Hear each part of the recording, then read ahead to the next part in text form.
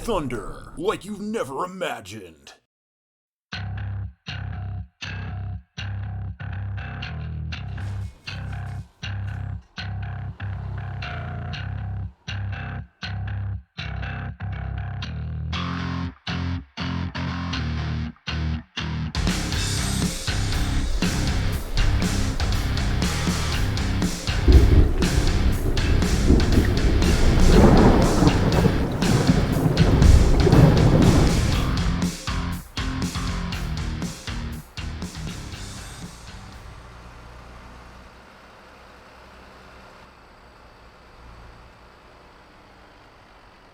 Good morning, welcome back to American Truck Simulator.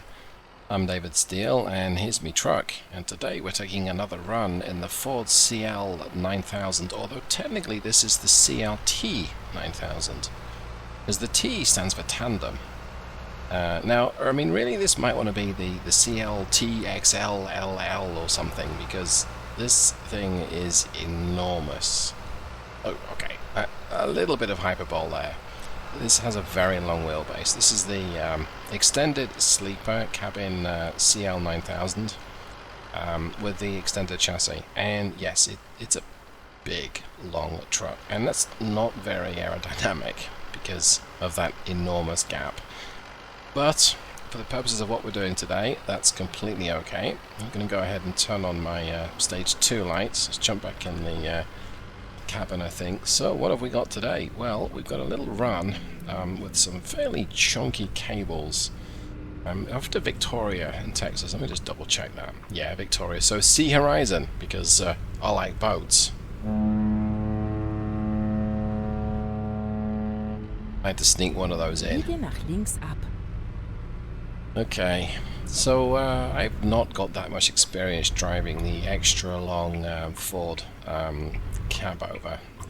Stop here, and we've got quite a special truck here. This is one of the later ones that was manufactured. This was built in the very late 80s or possibly early 1990s, and the CL9000 was around to 1991. And under the hood, or rather under this sort of cabin thing here, which it's right next to me, we don't have the standard Cummins N14. In fact, we've actually got a Cummins N14, one of the very early N14s indeed. And these were introduced right about the time the Ford was being phased out. So we're kind of lucky to have gotten a hand on this. Now, the buyer said that it's the original engine, but he doesn't have the original purchase order from Uncle Henry from Ford, so we will never know. Well, we could find out, but we're just going to assume that it's the original engine. It may not be. It may have been re-engined at some point. For the purposes of today's video, I'm just going to stick with the fact that, hey, we've got an N14 in this beast. We also have an 18-speed manual today, and we're running a 325 final drive here, because this is a southern truck. It's not been used in colder climates, and it's been used in the southern states where the speed limits are high. So the truck is geared. 75 is about 1500 revs, give or take. Because there's a lot of 75 speed limits in this part of the United States of America. Now, the N14 is a 500 horsepower engine, so that's a 1650 foot-pound of torque. That's enough for most purposes. Yeah, there are times when you really want a little bit more. But behind us today, we've got 55,500 pounds, plus the trailers, and it's not making a meal out of it. The L10 300 would be making a bit of a meal out of this, even with super short gearing. And who doesn't like super short gearing? So I'm looking forward to today's trip. It's gonna be just an interesting run. See how well this truck copes with traffic, and if it has enough power for what we want to do with it today. And of course, how maneuverable is this super long wheelbase truck? And right now, it does feel a little clumsy. It is a big truck. Colossal. Right, Okay, so getting the thing on the move. It's 18 speeds. I mean, it's maybe a little tall for the era, but if it's spec'd appropriately, it's entirely possible. It maybe had a 355 or 370 final drive originally, but the owner moved it to a taller overall ratio. And yeah, if you're going to be cruising along at 75 and you're doing 1500 revs, that's quite a bit kinder on mileage than doing, 2000 revs. Or even if you can't even get to that engine speed. The N14 is a more modern engine. It's quite happy to cruise along at sort of 1200 revs, a little bit less as well. It's certainly useful. I think I can be able to go here.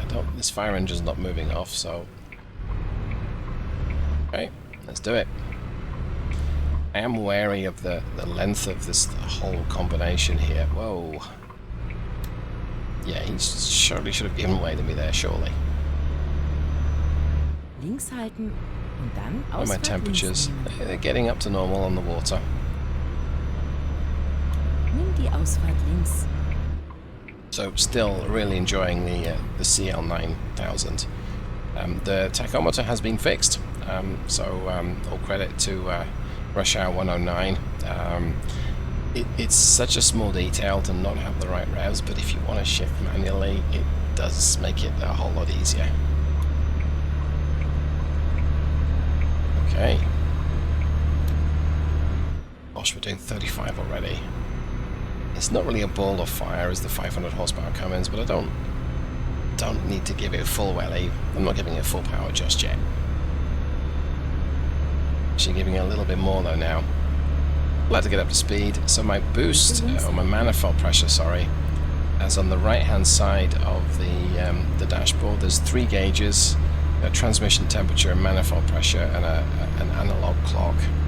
So we're what, about 7.5, just changed up to maybe 5. If I give it full power, it's going to downshift.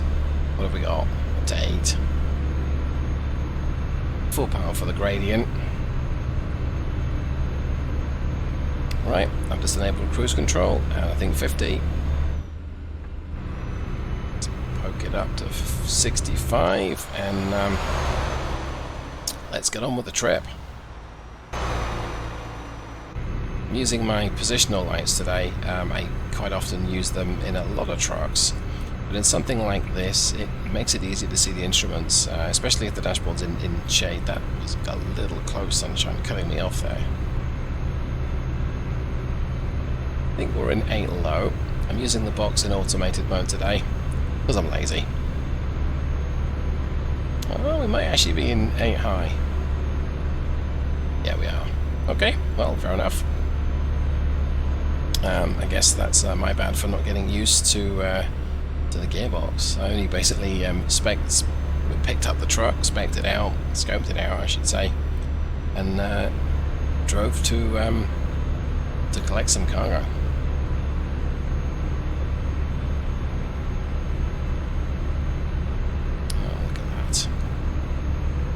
Want to be in the left-hand lane. Now, I don't know if I'm actually exiting here. Is this blue car going to let me out? But he is now. I think it's a Subaru. Yep. That's Helga saying we'll exit now, or the words to that effect. Die Ausfahrt links. Yep, exit left. Mileage-wise, this should be a fairly efficient trip, given the cargo that we're making, but the gearing really helps here. I'm hoping to get maybe 5.5 to the gallon from the overall trip. That would be useful. I do have a difficult economy mod set up on this profile, but as you can see, nearly $27 million in the bank. That's $5 million less than the balance has been for a long time. And that's me playing around with alternative engines, some of which are very expensive. Some of these specialist engines, the crate engines, are fabulously dear. Hey, if you really want to play around with super high powered engines, they're going to cost a lot. Let's get my cruise to 75. So biggest difference I've seen with the long wheelbase Ford, just like any other truck in the game, the truck is a lot more stable. It doesn't bounce around as much, and the CL9000 has an interesting suspension arrangement because the cabin in real life is fitted on an airbag on each corner, so it's very wafty, it's very soft, it's very roly-poly. And I read stories, this isn't entirely modelled correctly in the model, and I suspect that that's an SCS limit. That may be lifted with some of the recent changes, but the stacks are attached to the frame and not to the cabin. So when you go around a corner, the cabin rolls, but the exhaust stacks don't. You'll be hankering up to 75 pretty easily. That's, I mean, that's, what more could you ask for? Yes, we've got 500 horsepower, but we still have a pretty chunky cargo. Look at that. Now, I wonder if we have to pull in for this inspection. I don't think we do, I think it's closed. And there's a big rig on, yeah, it's closed. There's a big rig on the outside. I'm actually going to just get the speed down a little bit. I think he's doing 65, so we're going to trundle along it. Yeah, he's doing a little bit less than 65. I'm glad that the weather's holding so far. It's never a good thing when it rains. But yeah, I'm just enjoying this truck. But to go back to the suspension, it's known to be soft. The cabin is suspended from the frame. It makes it very supple and a great long haul machine. A little bit roly-poly, and that roly-poliness, cabovers can suffer from that anyway. But yeah, it's been a super enjoyable experience just to hoon around in another cabover. I like the design of them. I like the fact that they're generally more maneuverable, although this thing a little less so. But the super short is barely longer than the cabin. So get back in my lane. The super short model is incredibly tiny. It's smaller than most saloon cars or most sedans that you see in the game, and that makes it very interesting. You can maneuver this thing in spaces that I just wouldn't try. Something this length, or the Kenworth W900, you can do a 3-point turn in it. That's been great. I'm gonna let my speed bleed back to 60 in case we get called into this way station, which we might do. Yep, we have. Okay. Oh, looks like whole traffic slowing down. Oh, that's why. No, do we have to stop here, guys? I mean, come on.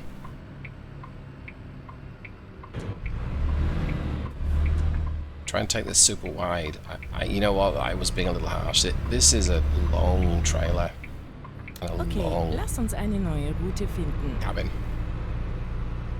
So gross weight. I'm not sure what my gross weight will be. Let's estimate maybe £12,000 for each of the trailers. So that's 24. That's 75. We're probably close to 90 to 100,000 pounds here today. I don't know how much the Ford weighs, and we'll find out. Interesting to see if the Ford is quite a heavy truck. There's a lot of metal work there. I don't know if it's steel or aluminium. I suspect it's steel. In fact, I'm sure it is now I think about it. Okay, almost bang on 90,000 pounds.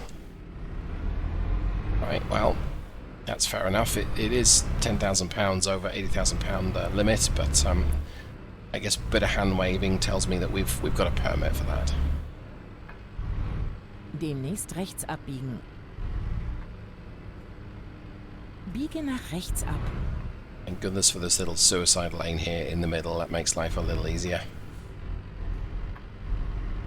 Something I've noticed, the game performance, and this is a little bizarre, and maybe there's something else going on here, but it seems smoother with the modified, the later version of the Ford CL9000. So Rush Hour 109, if you happen to be watching this, did you change anything else in the trunk? Did you clean something up? Or am I just imagining it? I don't know. But it does seem to be a little smoother. And then again, if there's nothing else going on with the truck, a 1.5 does this weird thing where its performance is very random. I did give my machine a reboot today, and maybe that's why it's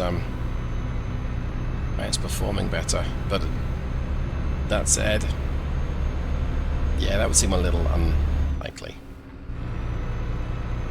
Yeah, so driving this, I'm seeing a little bit of jank, a little bit of lag here and there, but overall, it's fairly solid. It's a better experience than it has been for a few days at least.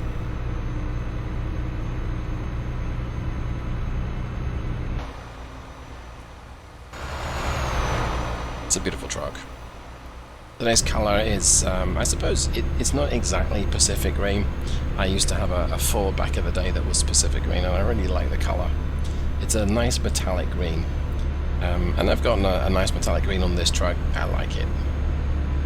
Right, time for a sip of water.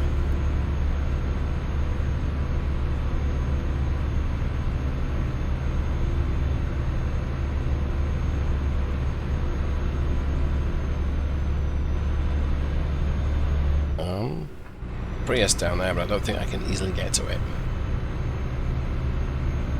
Rechts halten und dann Ausfahrt. So I have to say, the N14 with this transmission and this truck, it does make the game a little bit effortless. No, it makes the drive a little bit effortless. Got the power, I think.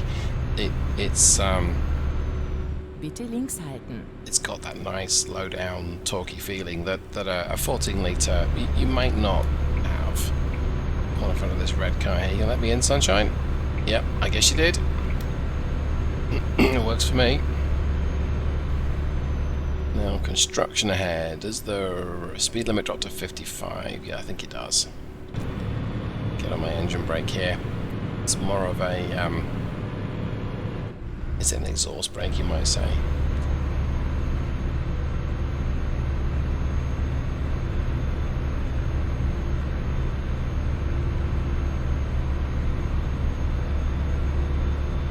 I do appreciate it being a lot less sensitive than the smaller versions of the CL or CLT 9000, but there's no reason for me to overuse the steering wheel there.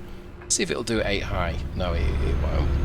So I think it needs something like 1150 or 1200 revs to cruise. So we're going to have to lumber along at 1300 revs at 55. Okay, that's not a big deal. I love the construction work as they put into Texas. There's a joke about Texas always being under construction, and people like to complain it takes months or years to get work done. But hey, I've lived in the UK. There's been road construction projects that are a decade in the making. I do remember the A1 sort of on the approach to Leeds. That was about a project that was supposed to take a decade to do. And then when he finished it, beautiful new section of road, 3 lanes each way. I used to commute on it some of the time. Wonderful new road. They realized that they made a mistake and they had to resurface or redo part of the road. There was another year's delay. And the irony was that no sooner had they finished that new section of road, and this would have been maybe 2011, 2010, I stopped commuting along that stretch. So yeah. Okay, I guess we're going to have to move into the left-hand lane up here. So I'm going to get off the power and maneuver real easy. I don't know why this Tesla decided to just pull in empty. And you're braking because there's a cop there, but come on, Honda. The AI can do weird things, and that's probably one of them.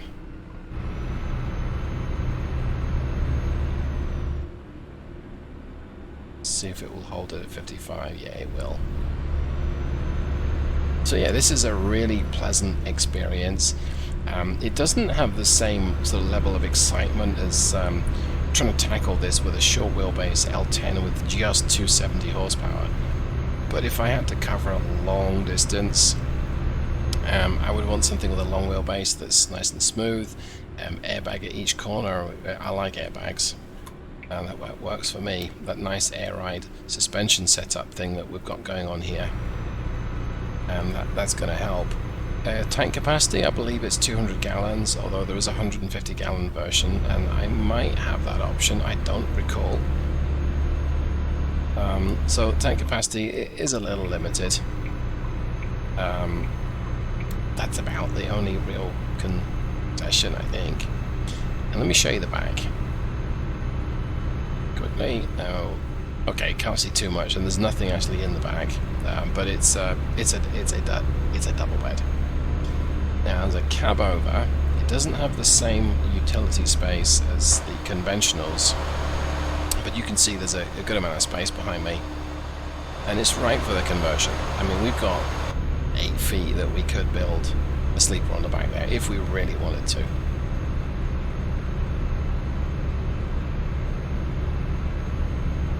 It goes to 60. Oh, I need to get my speed down to 60. Engine brake here is not doing that much. Oh, there we go. Okay. Stop sign up here anyway, so. Oh. Brake. I miss having an analog clock that's easy to read in a modern truck. And yeah, you can get them. You can get clocks on the dashboard, but they're usually not analog. And this, I love the fact that it's just coming up till 4 p.m. Biege nach rechts ab. It's getting, I would say it's getting dark, but the sun is most definitely moving around.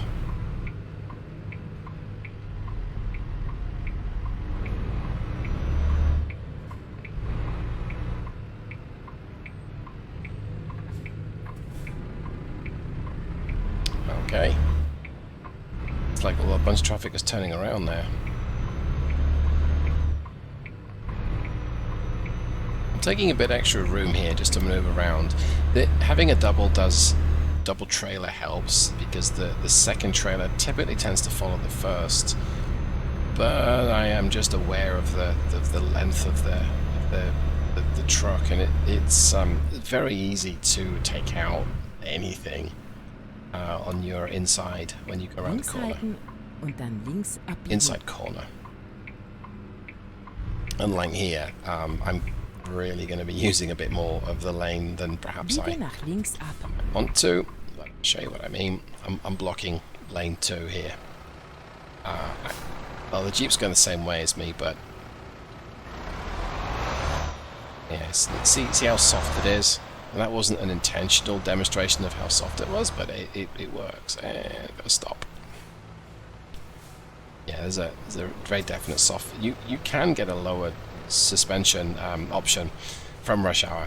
I'm not using it today. Maybe I will, but this looks to be about the right height.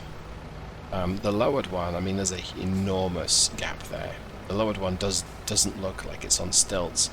It is quite a tall truck anyway. You sit very high up off the ground in this thing. Great for visibility.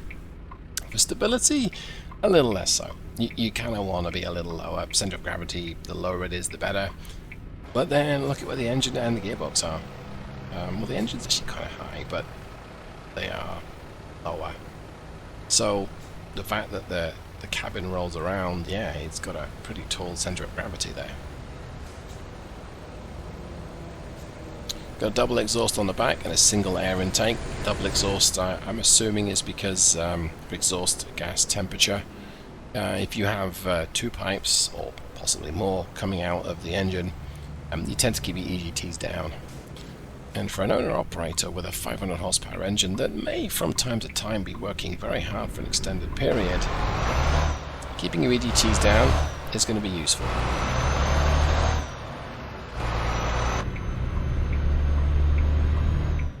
I'm going to just use the inside lane here. Technically I should use the left lane, but I'm not going to. And I've never been given a fine for that in the game. And I don't know if there's an exemption for trucks, for semis. I don't know. If you have an opinion, put it in the comments, but if you know if there is an exemption for the trucks to not have to turn left onto a left lane, let me know. And this is interesting. Oh, no crash. Oh, there's a yacht there. A yacht's a kind of boat. I resisted the temptation, don't worry. Alright, we're letting the speed build up. I'm using the cruise. Let's use the left-hand lane. Right lane's closing. I know that removes the adaptive transmission option, but I'm okay with that. Fine. Speed drops anyway to 45. Achtung, achten Yep, Sie auf die I know I'm speeding. Geschwindigkeitsbegrenzung.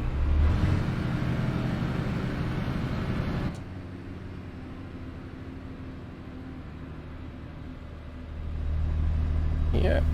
Guess my speed doesn't drop to 35. I wondered if it would. I was wrong. Okay. Now I'm going to stop light though. Links halten und dann bleiben Sie immer geradeaus. See? Oh no, we don't have a stop light. I'm in the wrong lane though. Immer geradeaus. Oh, I do have a stop light. Am I supposed to see the light? Well, that's weird. Oh, I ran the red light. I'm just gonna go. I've made such a mess of this already. Sorry everyone. Sorry, my bad. Really have got a fine there. I'll go ahead and get my headlights on, I think. Lights on for safety. And obviously that probably should include don't run red lights for safety, but hey, oopsie. Yeah, and this light's just turning up ahead. It just went to red. Okay. We'll go ahead and we'll just coast up to the light here, I think. We'll drop in behind this Mack dump truck. Take another sip of water. My voice is very dry today.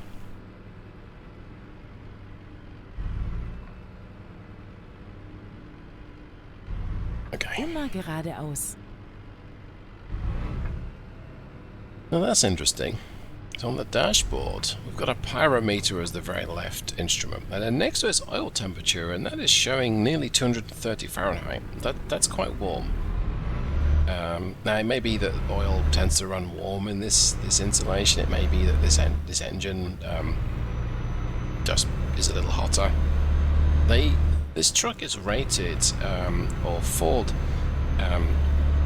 allowed owners to specify up to a 600 horsepower engine, and the 1981 spec truck is available with the KT, either the 450, the 525 or the 600.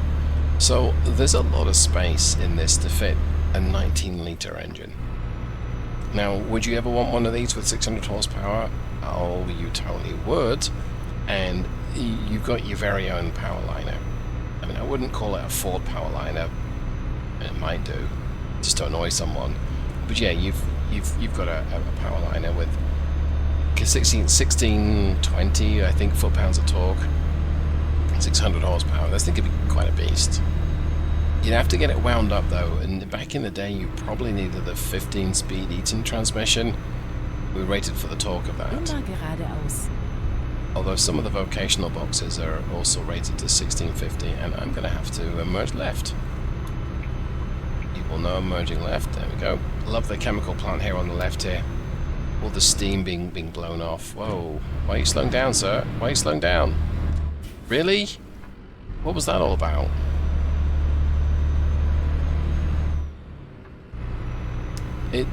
It's the randomness that the game does that. It doesn't always do it when lanes merge. There's no reason for him to have slowed down other than brake test me. And he nearly did. And I lost all that little speed I managed to accumulate. Shakes fist. Kids today driving their semis. Something classic about the old-timey. So yeah, I need to say, from a driving experience, it's a whole metric bucket load smoother with a long wheelbase.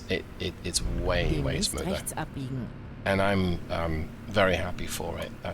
it's a much more enjoyable experience on that sense.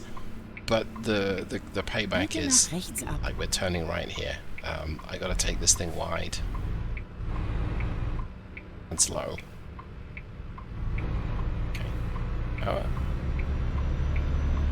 There we go. That was actually nicely done. At least it looked nicely done from my perspective. I'm going to get myself a bit of a boot here. I've only got 8 miles left to go. I've still got 3 hours to complete the trip. So yeah, I think as a long distance hauler, the long wheelbase CLT 9000 is I kind of want to say champion. It's been a very pleasant experience. It's been very smooth, and I utterly enjoy that. It does makes it a more pleasant experience. So other engines that were in production during the CL9000's production history, it will range from things like the Caterpillar 3306, the 3176, none of the C- or C series engines. Okay, I need to listen to her. Okay, none of the C series. So you see 10s, your 12s, your 13s, your 15s. They were not in. Helga, I get it. Shut up. The 3406A, that was in production all the way through to the E. The E was brought in the very early 90s. As an option too. I think the older Caterpillar is another option. What's that? The 1673, I think. That's what it was. The engine that was described as sounding like a washing machine with a bunch of wrenches or spanners. Yeah, that might be an interesting one. Okay, let's check. So, where do you want it? You want it over there. Okay, I can do that. How hard can that be? Nah, that might be tempting fate, but okay.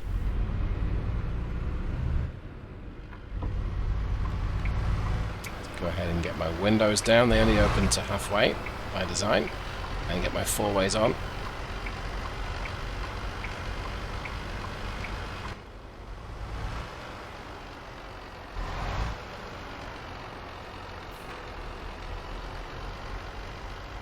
I'm still tickled seeing a Ford badge on a truck. Yeah, I think that's right. It's just an enjoyable thing for me to see.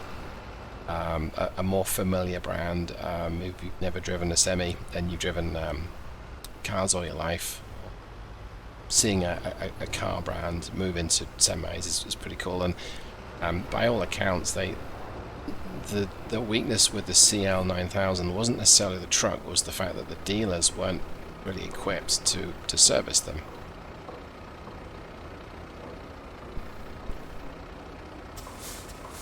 That paint does have a pretty good effort of being Pacific green. Anyway, I'm going to go ahead and turn off the lights, turn off the 4-ways, turn off the engine. Let's disconnect the trailer and let's see how well we did. Drum roll, please. So we covered 319 miles. Not a bad run. Pretty straightforward. We used almost exactly 60 gallons. So that's a little bit more than 5 to the gallon. So yeah, about 5.2, 5.3. Which actually is more or less what I was hoping for. I hope for 5.5. I got a little bit less. Okay, I'm not unhappy with that experience, but I am very happy with this truck. I really like it. I don't keep saying that, but yeah, it's been a good experience. So with that in mind, I hope that you enjoyed today's video, and if you have, you know exactly what to do. If you didn't enjoy it, go ahead and leave me some negative feedback, because one, you let me know where I'm failing, and two, it's actually good for the channel and more people might see it, and either you're wrong and people like it, or the channel needs to be improved. I think what I'm going to do, I wonder if it's possible to drive to a dealer or a garage, a shop real close to here. Can we? No, I wanted to just show off some of the options, but okay. think I'm going to have to do the whole quick travel thing. Let's pick let's go to Dallas. Okay, so I want to just show off some of the options that we've got with this truck. Thought I was going to wrap it up. I thought. So, truck configurator. We got three cabin options: the big sleeper, the sleeper cab, which is a little shorter, and then the day cab. The day cab is really ducky, and as you can see, you can have the day cab with this long wheelbase model.